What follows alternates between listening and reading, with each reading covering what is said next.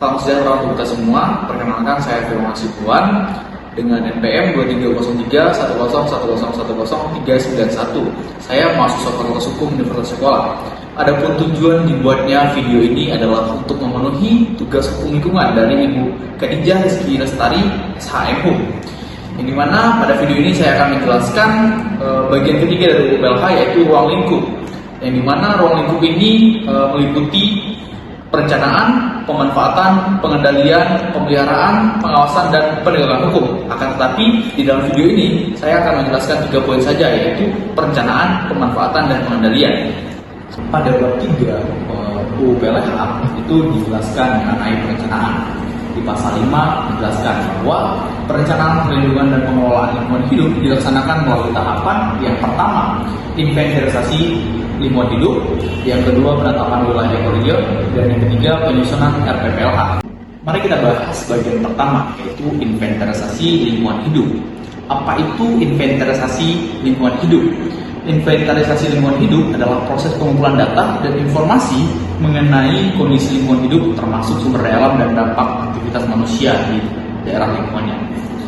Pada pasal 6 dijelaskan bahwa inventarisasi lingkungan hidup sebagaimana dimaksud dalam pasal 5 huruf A tadi terdiri atas inventarisasi lingkungan hidup tingkat nasional, tingkat pulau atau kepulauan, dan juga tingkat wilayah ekoregion.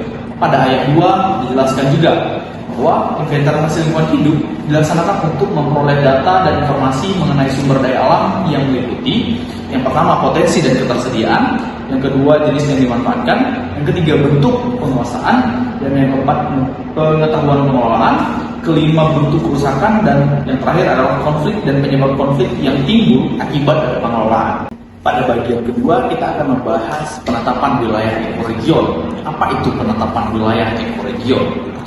Penetapan wilayah ekoregion adalah proses menetapkan daerah tertentu sebagai suatu unit geografis yang memiliki karakteristik lingkungan hidup yang serupa.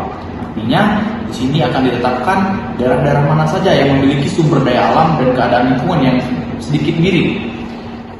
Pada pasal 7 dijelaskan bahwa pasal 7 ayat 1 dijelaskan bahwa inventarisasi lingkungan hidup sebagaimana dimaksud dalam pasal 6 ayat 1 huruf A dan huruf B menjadi dasar dalam penetapan wilayah ekoregion dan dilaksanakan oleh Menteri setelah berkoordinasi dengan instansi terkait. Nah, artinya apa? Artinya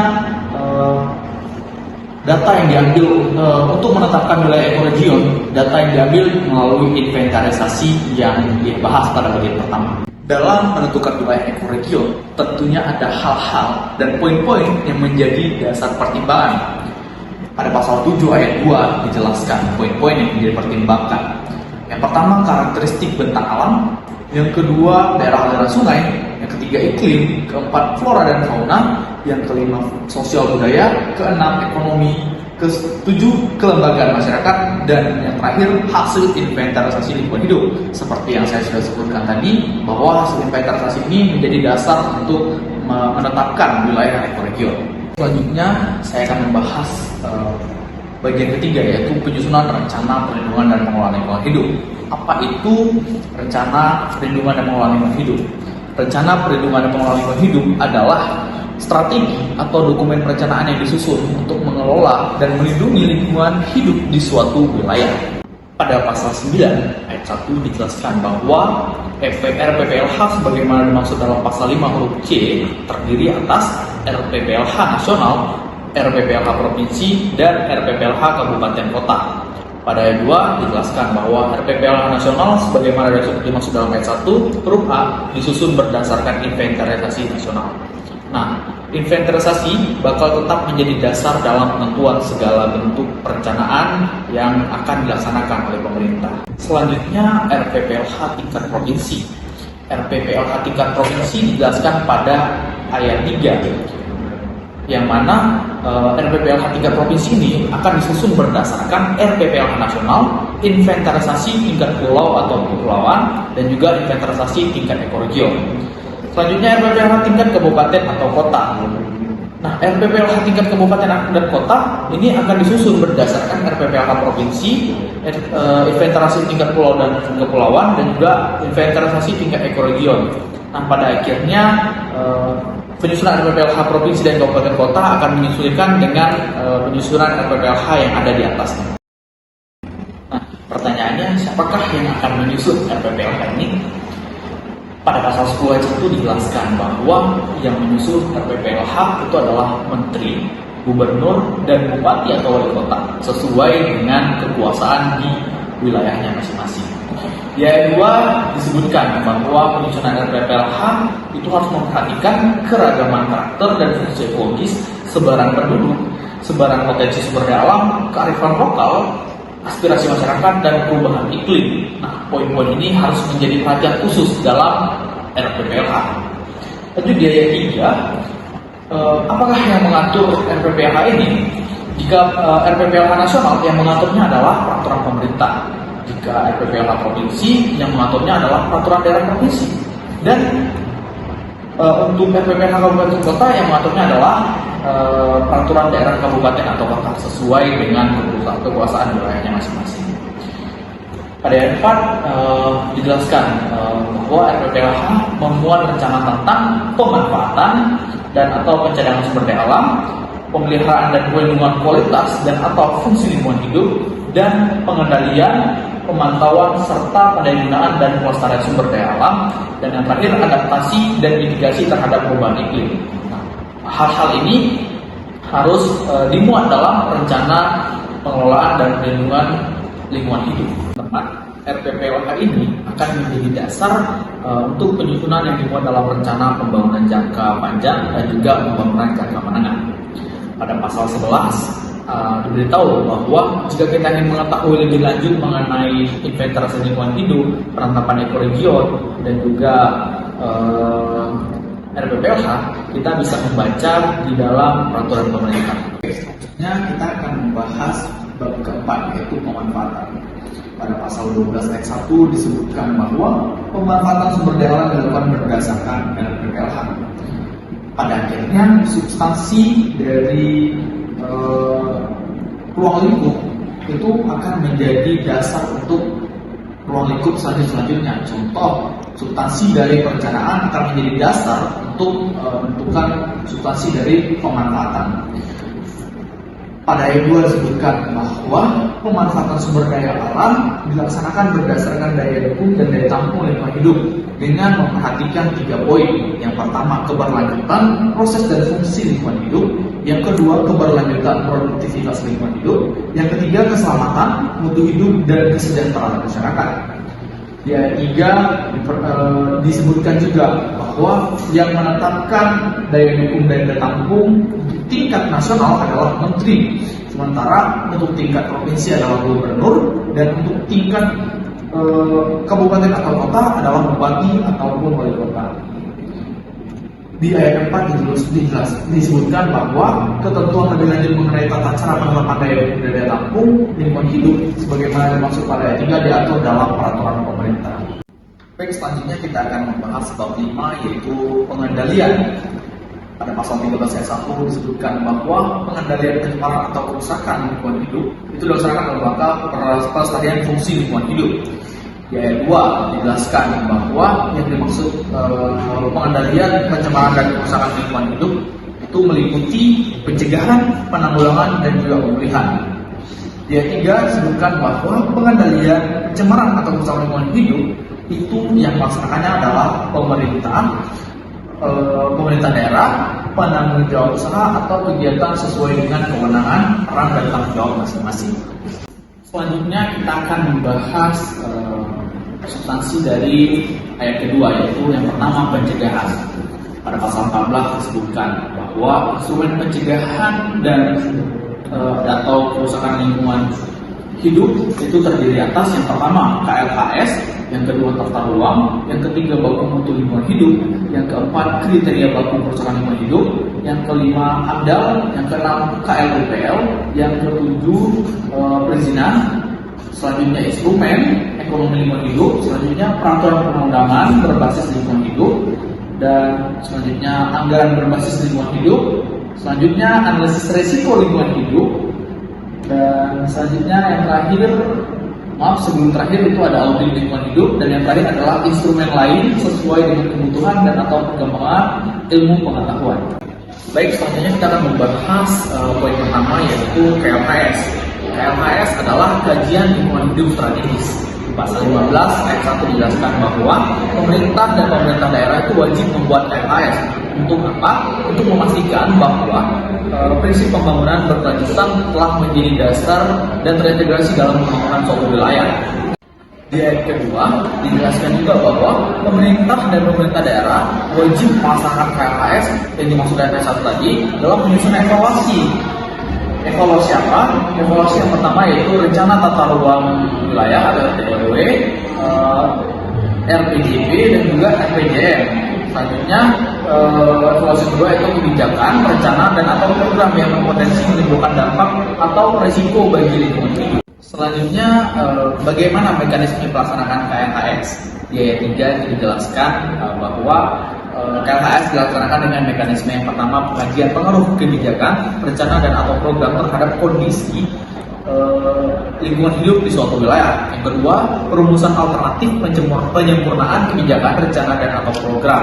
Dan yang ketiga, rekomendasi perbaikan untuk pengambilan keputusan kebijakan, rencana dan atau program yang mengintegrasi prinsip pembangunan keberlanjutan. Nah, selanjutnya yang menjadi pertanyaan adalah apa yang dimuat dalam kajian lingkungan hidup strategis.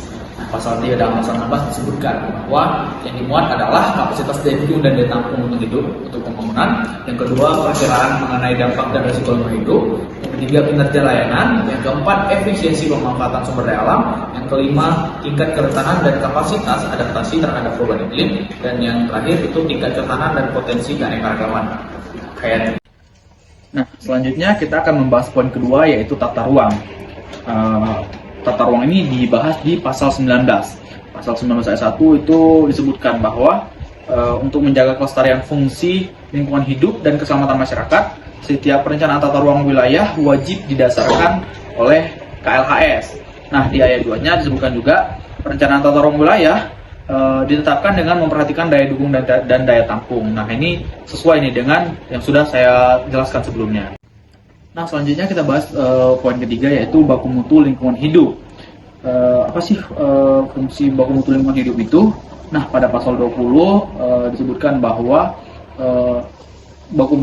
penentuan terjadinya pencemaran lingkungan hidup itu diukur melalui baku mutu lingkungan hidup. Jadi baku mutu lingkungan hidup ini berfungsinya untuk mengukur bagaimana tingkat pencemaran itu. Nah, di ayat 2 disebutkan apa aja yang diliputi dalam baku mutu. Yang pertama itu ada baku mutu air, yang kedua baku mutu air limbah, yang ketiga baku mutu air laut, yang keempat baku mutu udara ambien, yang kelima baku mutu emisi, yang keenam baku mutu gangguan, dan yang terakhir itu baku mutu lain sesuai dengan perkembangan ilmu pengetahuan dan teknologi. Nah, di ayat 3 disebutkan juga bahwa setiap orang tuh diperbolehkan untuk membuang limbah ke media lingkungan hidup sesuai dengan persyaratan. Nah, persyaratannya apa aja? Yang pertama itu harus memenuhi baku mutu lingkungan hidup, dan yang kedua itu mendapat izin dari menteri, gubernur, atau bupati atau wali kota sesuai dengan kewenangannya. Nah, di ayat 4 dijelaskan bahwa untuk mengetahui ketentuan lebih lanjut mengenai baku mutu lingkungan hidup, khususnya itu baku mutu air, baku mutu air laut, dan juga baku mutu udara ambien, serta baku mutu lain sesuai dengan perkembangan ilmu pengetahuan dan teknologi itu diatur dalam peraturan pemerintah. Sementara di ayat 5 itu dijelaskan untuk ketentuan lebih lanjut mengenai baku mutu air limbah, baku mutu emisi, dan juga baku mutu gangguan itu diatur dalam peraturan menteri.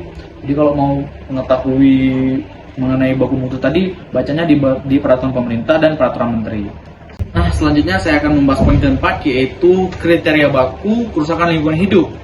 Nah, kriteria baku kerusakan lingkungan hidup ini dibahas pada pasal 21. Pada pasal 21 ayat 1 itu disebutkan bahwa untuk menentukan terjadinya kerusakan lingkungan hidup ditetapkan kriteria baku kerusakan lingkungan hidup. Di ayat 2 disebutkan bahwa kriteria baku kerusakan lingkungan hidup itu meliputi kriteria baku kerusakan ekosistem dan kriteria baku kerusakan akibat perubahan iklim. Nah, di ayat 3 disebutkan nih kriteria baku kerusakan ekosistem itu meliputi apa aja. Yang pertama, kriteria baku kerusakan tanah untuk produksi biomasa. Yang kedua, kriteria baku kerusakan terumbu karang. Yang ketiga atau poin C itu kriteria baku kerusakan lingkungan hidup yang berkaitan dengan kebakaran hutan atau lahan. Keempat atau poin D itu kriteria baku kerusakan mangrove. Yang kelima kriteria baku kerusakan padang lamun. Yang keenam kriteria baku kerusakan gambut. Yang ketujuh kriteria baku kerusakan karst atau dan yang terakhir itu kriteria baku kerusakan ekosistem lainnya sesuai dengan perkembangan ilmu pengetahuan dan teknologi. Nah, di ayat keempat itu disebutkan bahwa kriteria baku kerusakan akibat perubahan iklim itu didasarkan pada parameter antara lain yang pertama itu kenaikan temperatur, yang kedua kenaikan muka air laut, yang ketiga badai, dan yang terakhir kekeringan. Nah, di ayat 5 disebutkan bahwa ketentuan lebih lanjut mengenai kriteria baku kerusakan lingkungan hidup yang dimaksud ya, seperti sebagaimana yang dimaksud pada ayat 3 dan ayat 4 itu diatur dengan atau berdasarkan peraturan pemerintah. Nah, selanjutnya saya akan membahas poin kelima, yaitu AMDAL atau analisis mengenai dampak lingkungan. Pada pasal 22 ayat 1 itu disebutkan bahwa setiap usaha dan atau kegiatan yang berdampak penting terhadap lingkungan itu wajib memiliki AMDAL. Nah, di ayat 2, dampak penting ditentukan berdasarkan kriteria. Yang pertama, besarnya jumlah penduduk yang akan terkena dampak rencana usaha atau kegiatan. Yang kedua, luas wilayah penyebaran dampak. Yang ketiga, intensitas dan lamanya dampak berlangsung. Yang keempat, banyaknya komponen lingkungan hidup lain yang akan terkena dampak. Yang kelima, itu sifat kumulatif dampak. Yang keenam, berbalik atau tidak berbaliknya dampak. Dan yang terakhir itu kriteria lain sesuai dengan perkembangan ilmu pengetahuan dan teknologi. Nah, selanjutnya di pasal 23 ayat 1 itu disebutkan bahwa kriteria usaha dan atau kegiatan yang berdampak penting yang wajib dilengkapi dengan AMDAL itu terdiri atas.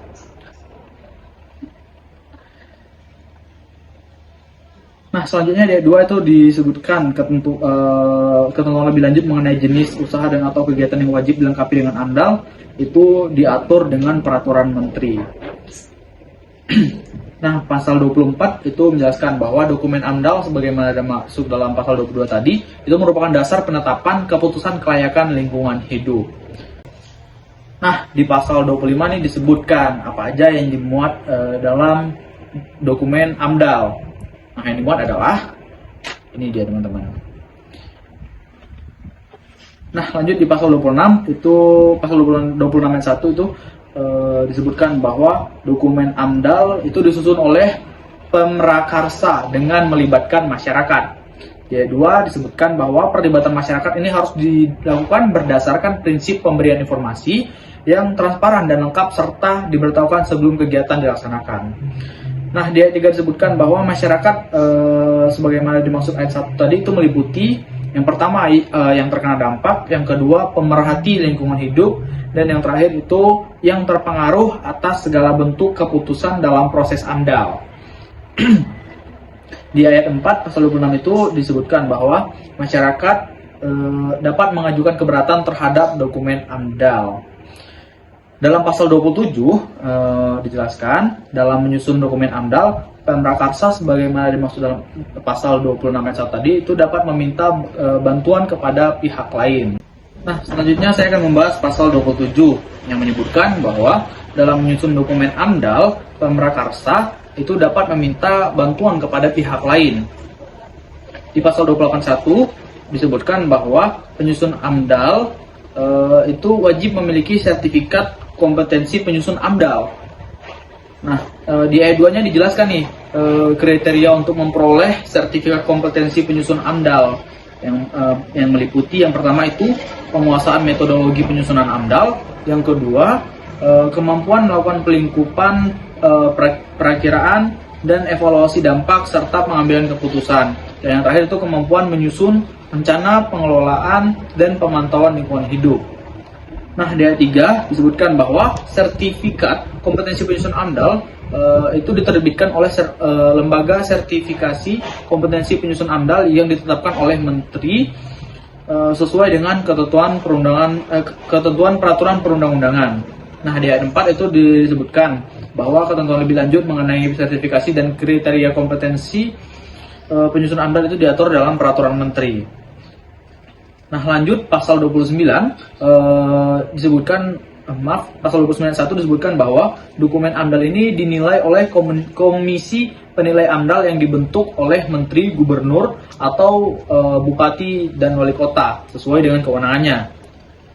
Nah, di ayat 2 disebutkan bahwa komisi penilai AMDAL itu wajib memiliki lisensi dari menteri, gubernur, dan atau wali kota. Dan di ayat 3 disebutkan bahwa persyaratan dan tata cara lisensi itu diatur dengan peraturan menteri. Pada pasal 30 ayat 1 itu disebutkan bahwa keanggotaan komisi penilai AMDAL itu terdiri atas wakil dari unsur yang pertama instansi lingkungan hidup, yang kedua instansi teknis terkait, yang ketiga pakar di bidang pengetahuan yang terkait dengan jenis usaha atau kegiatan yang sedang dikaji, yang keempat itu pakar di bidang pengetahuan yang terkait dengan dampak yang timbul dari suatu usaha atau kegiatan yang sedang dikaji, dan yang terakhir itu wakil dari masyarakat yang berpotensi terkena dampak, dan yang terakhir adalah organisasi lingkungan hidup. Nah, di ayat 2 itu dijelaskan bahwa dalam melaksanakan tugasnya komisi penilai AMDAL itu dibantu oleh tim teknis yang terdiri atas pakar independen yang melakukan kajian teknis dan sekretariat yang dibentuk untuk itu. Nah, di ayat 3 disebutkan bahwa pakar independen dan sekretariat sebagaimana dimaksud pada ayat 3 tadi itu ditetapkan oleh menteri, gubernur, atau bupati atau wali kota sesuai dengan kewenangannya. Nah, di pasal 31 ini disebutkan bahwa berdasarkan hasil penilaian komisi penilai AMDAL, menteri, gubernur, atau bupati wali kota itu menetapkan keputusan kelayakan atau ketidaklayakan lingkungan hidup sesuai dengan kewenangannya. Di pasal 32 ayat 1 disebutkan bahwa pemerintah dan pemerintah daerah itu membantu penyusunan AMDAL bagi usaha atau kegiatan golongan ekonomi lemah yang berdampak penting terhadap lingkungan hidup. Di ayat 2 disebutkan juga bahwa bantuan penyusunan AMDAL itu berupa fasilitasi biaya dan atau penyusunan AMDAL. Selanjutnya di ayat 3 itu disebutkan juga bahwa kriteria mengenai usaha atau kegiatan golongan ekonomi lemah itu diatur dengan peraturan perundang-undangan. Nah, di pasal 33 disebutkan juga nih bahwa ketentuan lebih lanjut mengenai AMDAL yang sudah kita bahas pada pasal 22 sampai dengan 32 itu diatur dalam peraturan pemerintah. Nah, selanjutnya saya akan membahas poin ke-6 yaitu UKL-UPL. Apa itu UKL-UPL?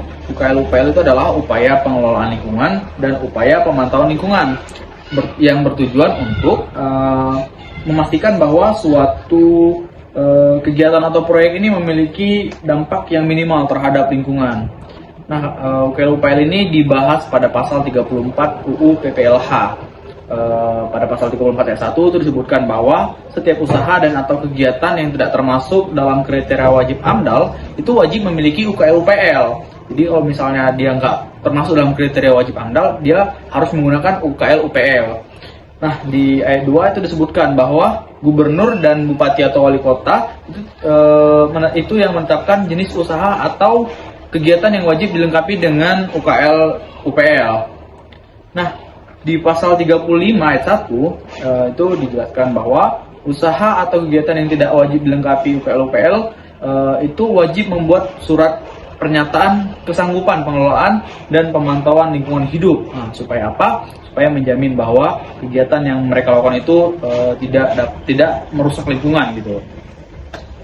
Soalnya di ayat 2 itu disebutkan bahwa penetapan jenis usaha atau kegiatan sebagaimana dimaksud di ayat 1 yang saya sebutkan tadi itu dilakukan berdasarkan dua kriteria. Yang pertama itu tidak termasuk dalam kategori berdampak penting, dan yang kedua itu merupakan kegiatan usaha mikro dan kecil. Nah, di ayat 3 disebutkan nih bahwa untuk mengetahui ketentuan lebih lanjut mengenai UKL-UPL itu dapat dilihat dalam peraturan menteri. Nah, selanjutnya saya akan membahas poin ke-7 yaitu perizinan. Apa itu perizinan? Itu adalah bukti legalitas suatu usaha yang berkaitan dengan lingkungan. Nah, pada pasal 36 ayat 1 disebutkan bahwa setiap usaha atau kegiatan yang wajib memiliki AMDAL atau UKL-UPL itu wajib juga memiliki izin lingkungan. Nah, Di ayat kedua disebutkan bahwa izin lingkungan itu diterbitkan berdasarkan keputusan kelayakan lingkungan hidup atau rekomendasi dari UKLUPL. Dan di ayat 3 disebutkan juga bahwa izin lingkungan itu wajib mencantumkan persyaratan yang dimuat dalam keputusan kelayakan lingkungan hidup atau rekomendasi UKLUPL. Dan di ayat 4 disebutkan izin lingkungan diterbitkan oleh menteri, gubernur, dan bupati atau wali kota sesuai dengan kewenangannya. Di pasal 37 ayat 1 itu disebutkan bahwa menteri, gubernur, dan bupati atau wali kota sesuai dengan kewenangannya itu wajib menolak permohonan izin lingkungan apabila permohonan izin lingkungan itu tidak dilengkapi dengan AMDAL atau UKLUPL. Nah, di ayat 2 disebutkan bahwa izin lingkungan itu dapat dibatalkan apabila yang pertama, persyaratan yang diajukan itu dalam permohonan izin itu mengandung cacat atau kekeliruan atau penyalahgunaan serta ketidakbenaran atau pemalsuan data, dokumen, atau informasi. Yang kedua itu penerbitannya tanpa memenuhi syarat.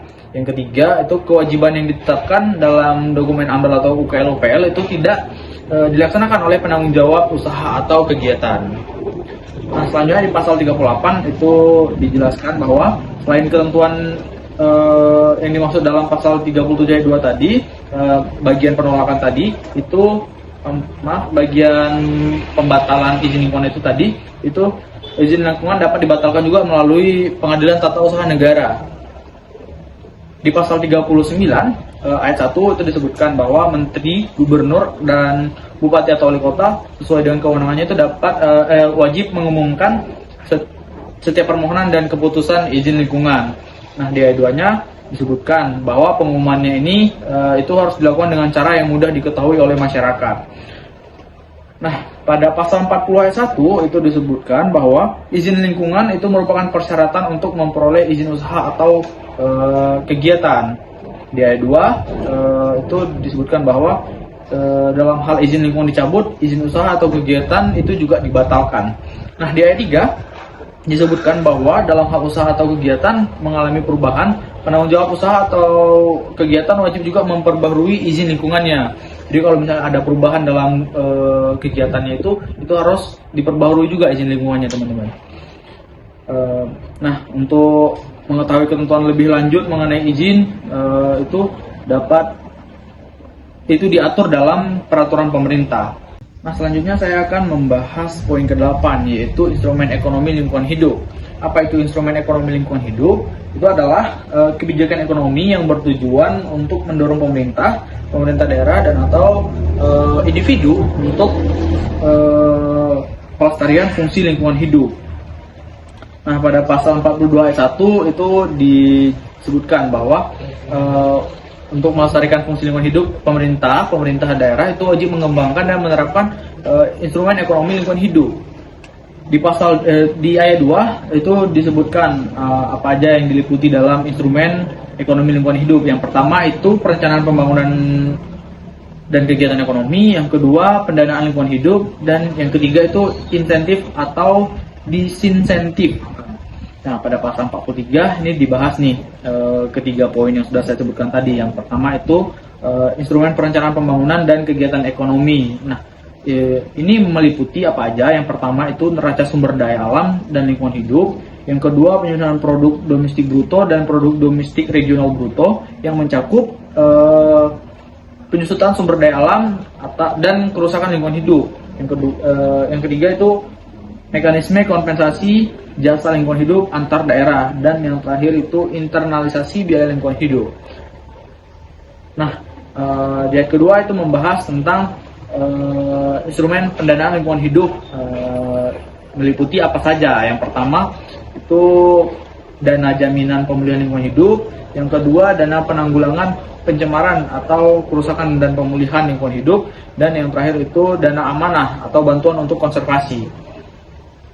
Nah, yang terakhir di ayat 3 itu membahas tentang insentif atau disinsentif. Nah, itu antara lain diterapkan dalam bentuk yang pertama pengadaan barang dan jasa ramah lingkungan hidup, Yang kedua, penerapan pajak, retribusi, dan subsidi lingkungan hidup. Yang ketiga, pengembangan sistem lembaga keuangan dan pasar modal yang ramah lingkungan hidup. Yang keempat itu pengembangan sistem perdagangan izin pembuangan limbah atau emisi. Yang kelima itu pengembangan sistem pembayaran jasa lingkungan hidup. Yang keenam, pengembangan asuransi lingkungan hidup. Yang ketujuh, pengembangan sistem label ramah lingkungan hidup.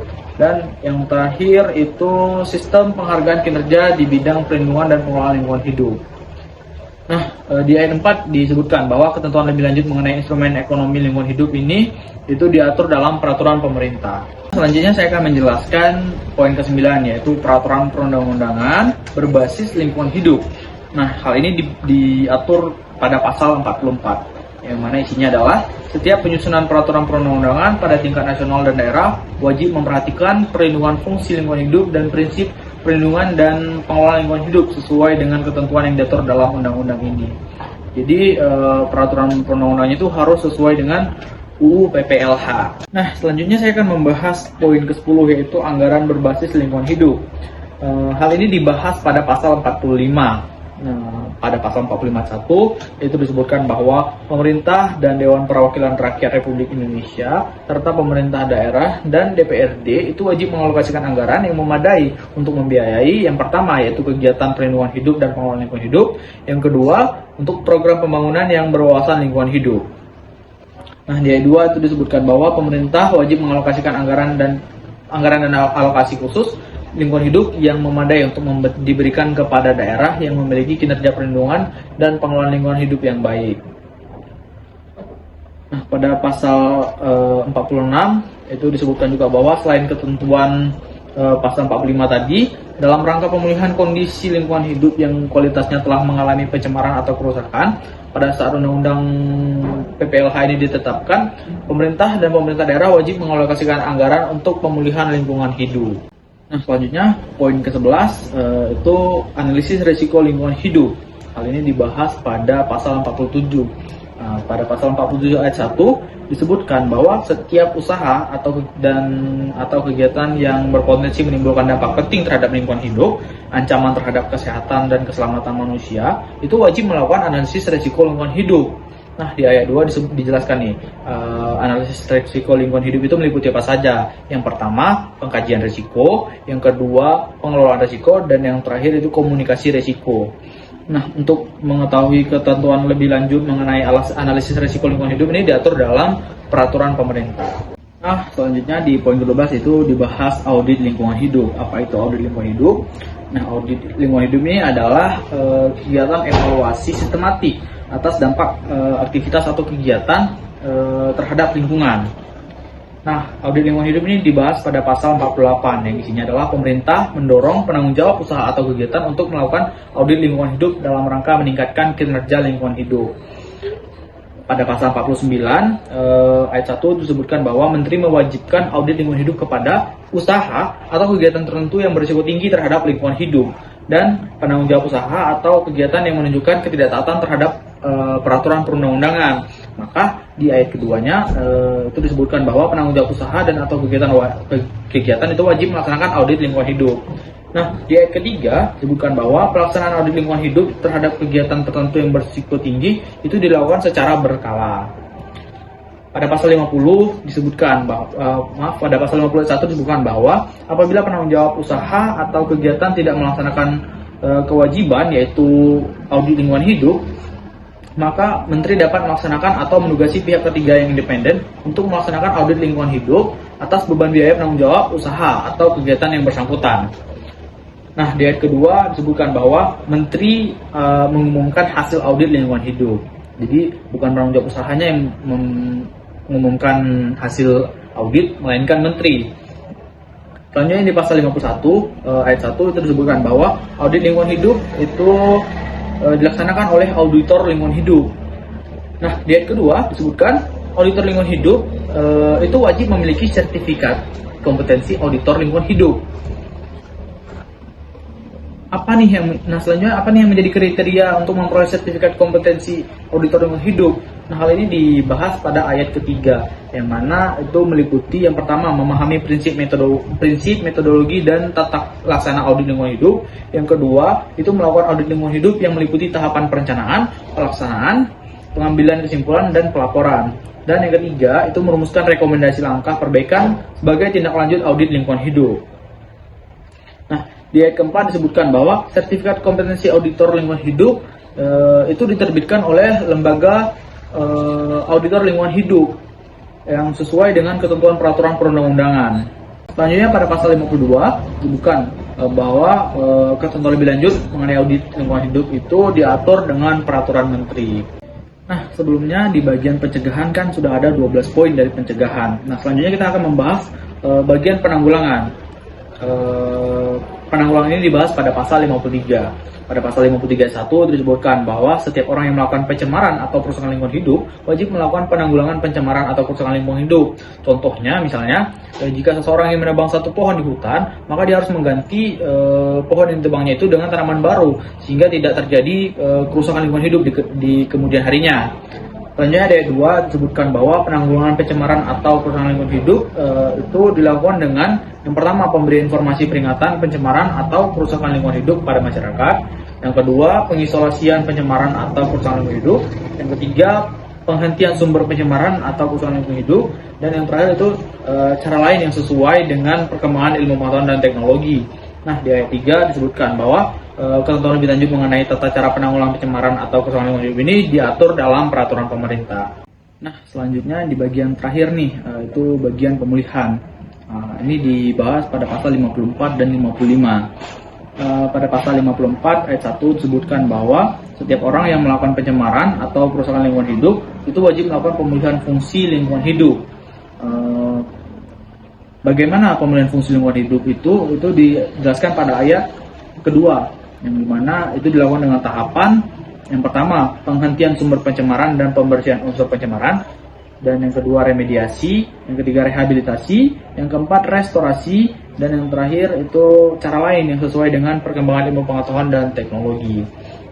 Nah, di ayat ketiga disebutkan bahwa ketentuan lebih lanjut mengenai tata cara pemulihan fungsi lingkungan hidup itu diatur dalam peraturan pemerintah.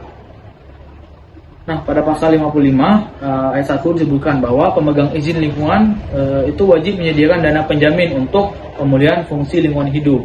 Jadi wajib ada dana penjamin untuk pemulihan fungsi lingkungan hidup. Yang kedua, ayat kedua itu disebutkan bahwa dana penjamin itu disimpan di bank pemerintah yang ditunjuk oleh menteri, gubernur, dan bupati atau wali kota sesuai dengan kewenangannya. Nah, di ayat ketiga disebutkan bahwa menteri, gubernur, dan bupati atau wali kota itu sesuai dengan kewenangannya dapat menetapkan pihak ketiga untuk melakukan pemulihan fungsi lingkungan hidup dengan menggunakan dana penjamin. Nah, selanjutnya di ayat keempat itu disebutkan bahwa ketentuan lebih lanjut mengenai dana penjamin itu diatur dalam peraturan pemerintah. Nah, ini di pasal terakhir 56 yaitu ketentuan lebih lanjut mengenai pengendalian pencemaran dan atau kerusakan lingkungan hidup sebagaimana dimaksud pasal 13 sampai dengan pasal 55 ini itu diatur dalam peraturan pemerintah. Nah, sekian yang dapat saya jelaskan mengenai ruang lingkup UU PPLH khususnya di 3 bagian yaitu perencanaan, pemanfaatan, dan pengendalian. Mungkin sekian dari saya, terima kasih.